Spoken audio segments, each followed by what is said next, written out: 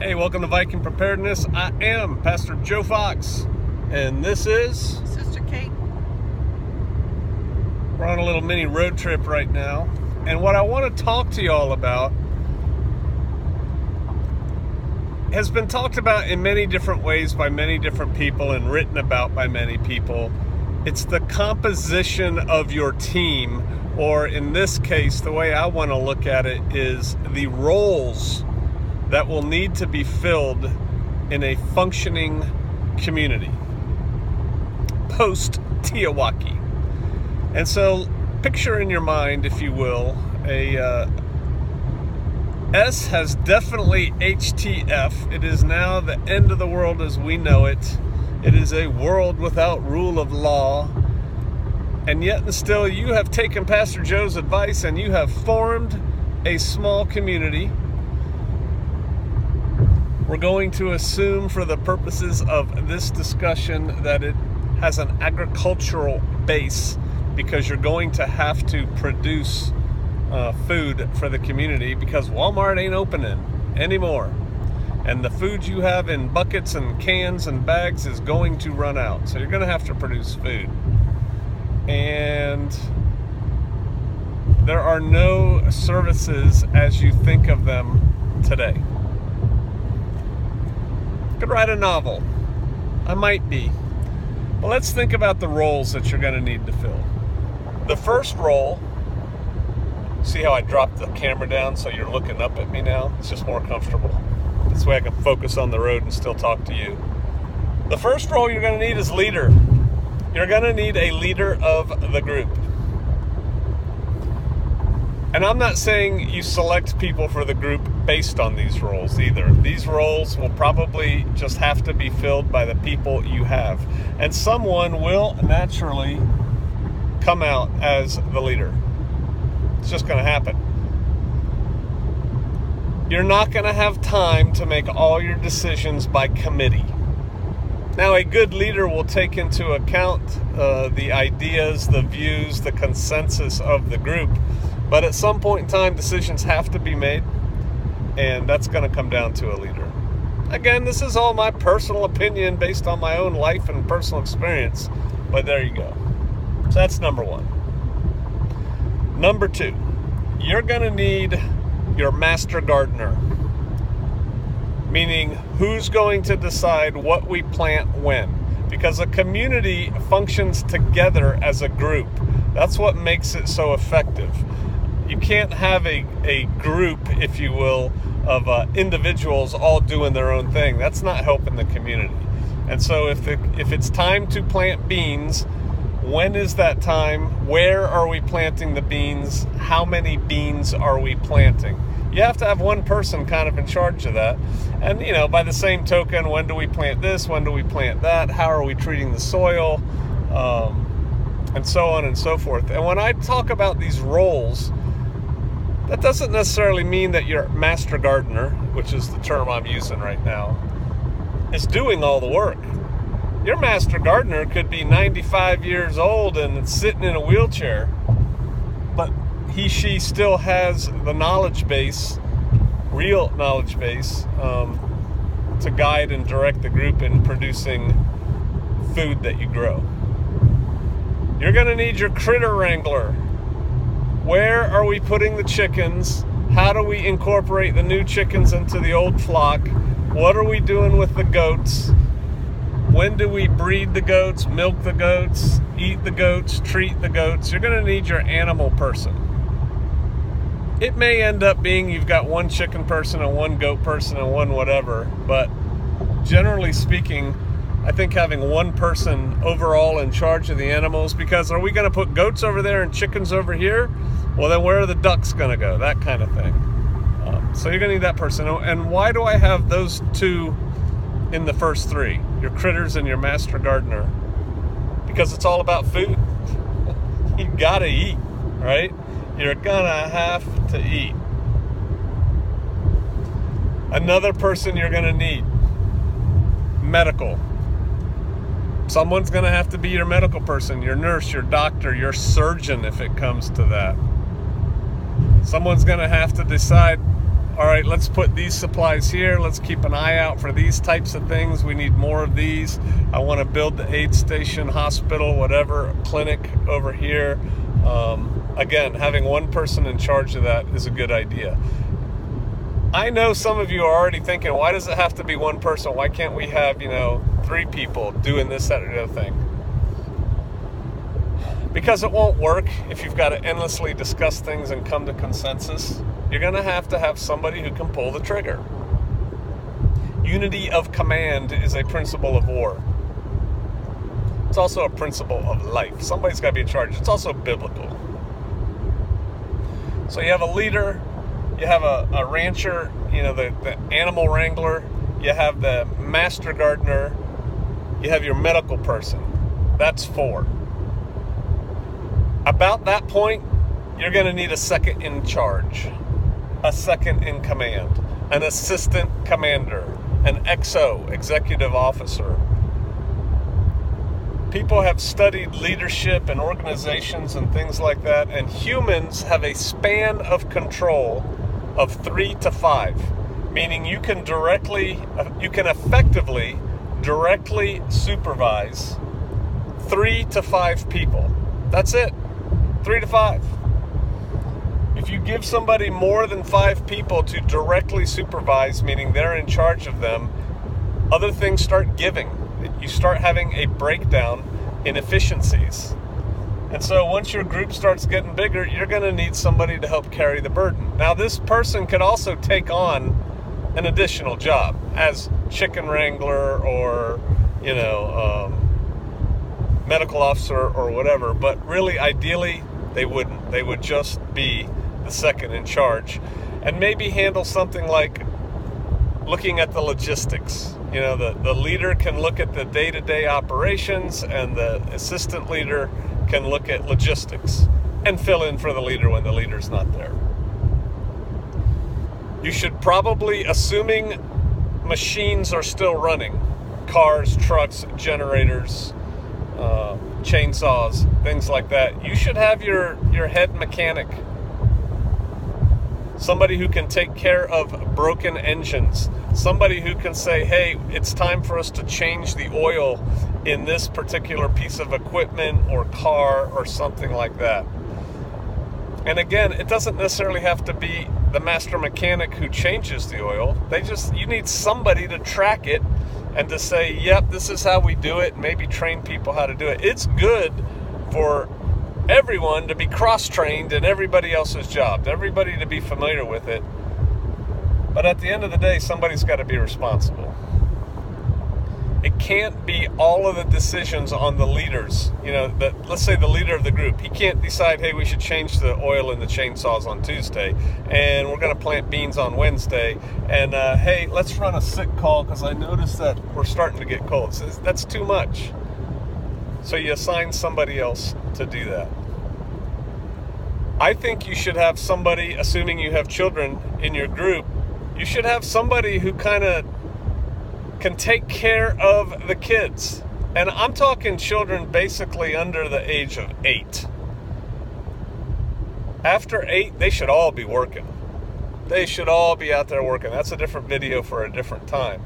But under 8, somebody may have to keep an eye on them, and it can't necessarily be the mom in every case. Maybe mom is the medical person, and we've got a situation over in the clinic. Where is our group daycare? How does that work? What does that look like? Is somebody, bringing all the kids over here and telling them a story or what? I don't know. But there has to be a plan for the kids. Not a 24/7 plan maybe, but a plan to take care of the kids. Now there's a lot of nice to haves. Another must have. You're going to need a tactical guy or gal, but it'll be a guy. You're going to need your head of security, physical security, training, running patrols to see what's going on over there, taking care of physical security. You're going to need that person because we're in a world without rule of law.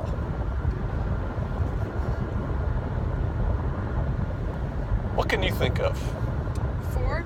for the roles for a community. Did you already say a rancher? Yep.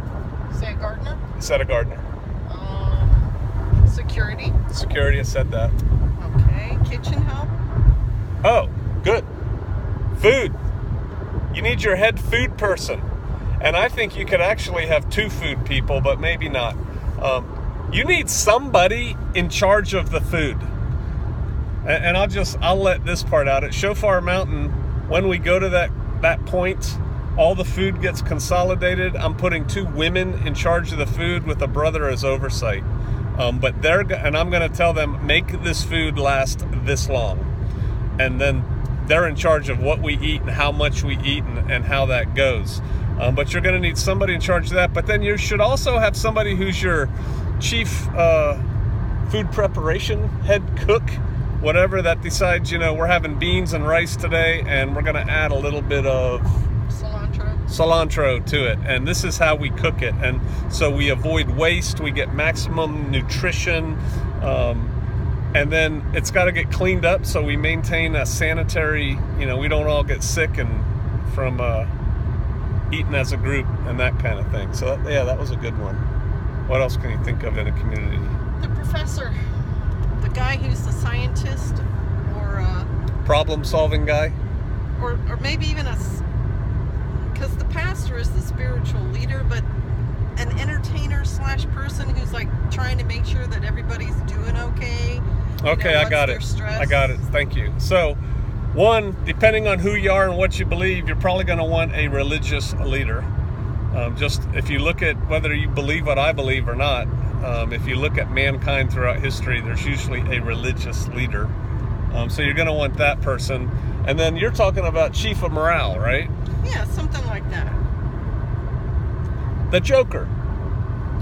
And he can be a joker, but at least someone who's going around to people and saying, are you doing okay? How can I help you out? The counselor. Yeah, like a counselor. That could fall to the pastor's role. And it could be the pastor's role, but it depends on if your pastor is also your leader. How many hats is the pastor wearing? Is he too busy to do these things?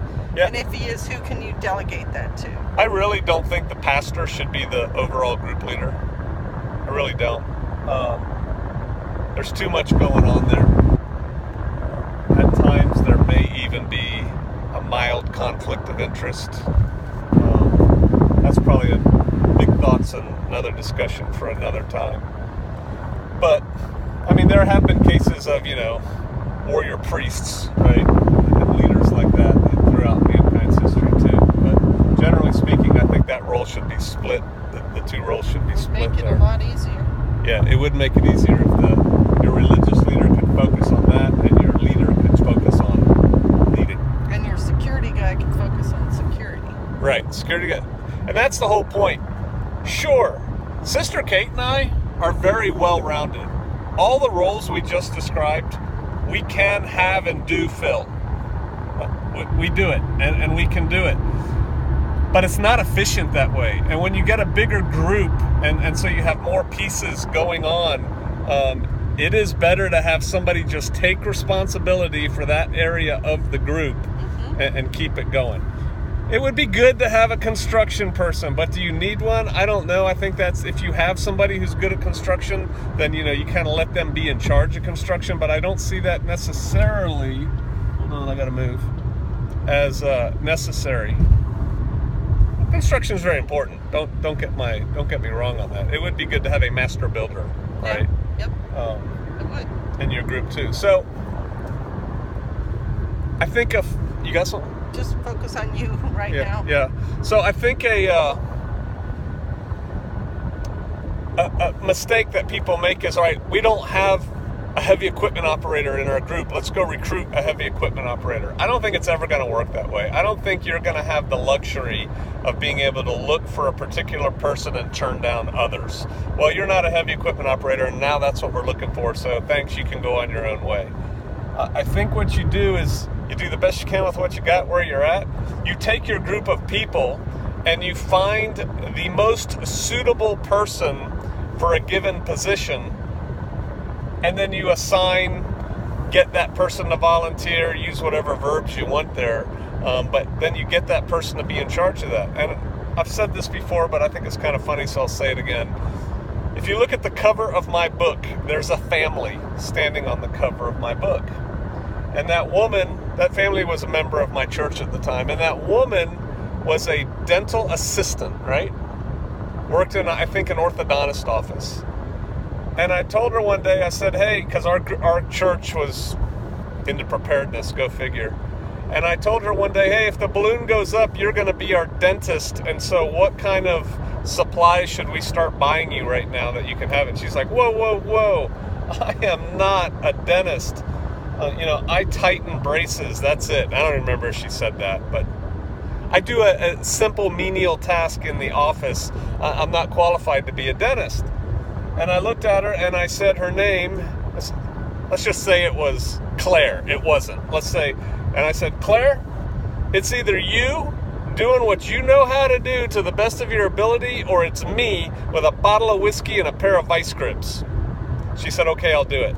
And so, I bought her the book, Where There Is No Dentist, and, encouraged her to keep the disposable tools from her trade and that kind of thing. And so in that case, that was somebody who was the most suited to take on the role, and then you enhance their ability by whatever means. Maybe your group could now chip in and send them to school.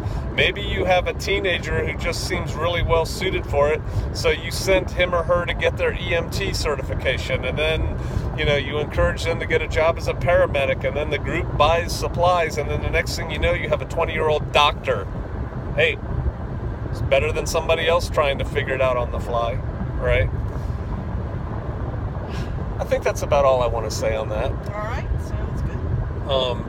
I think you can use young people for some of these jobs. The right young people. They'd have to be raised correctly, and they'd have to have maturity and things like that. But, they don't have to be 30 years old to fulfill these roles. So give that some thought. You might even want to have a list with blanks next to the positions. Who's going to fill this position? You might not know now, but you might be constantly evaluating your group. This person might feel good in that role, might do a good job in that role. I'm interested in your comments on what other roles that you think a community has to have, and roles that you think would be nice to have. I can think of a whole lot of roles that would be nice to have, but I'm thinking of things to actually keep this community working, functioning in a Teowaki type situation. I hope that was useful. I hope it spurs some thought, and maybe you can put pen to paper. All right. I'll see you out there. You want to say goodbye? Shalom.